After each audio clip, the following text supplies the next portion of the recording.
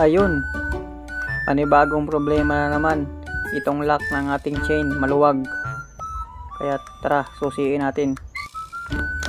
Kasi pag naputulan kayo ng kadena, yung may chance kasi na mabasag yung ano natin, crankcase doon pag pumasok yung kadena doon sa pinakaunang sprocket.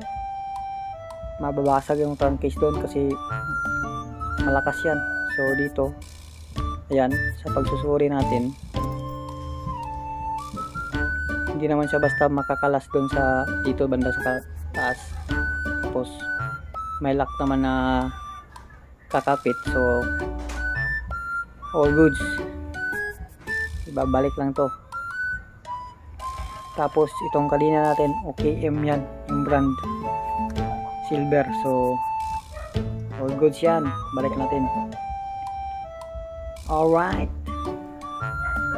ganito yung pagkabalik. Dapat yung pagkabit sa lock nito, yan, dapat sa baba, ganyan, para pa hindi basta-basta makalas kung nangyari may mga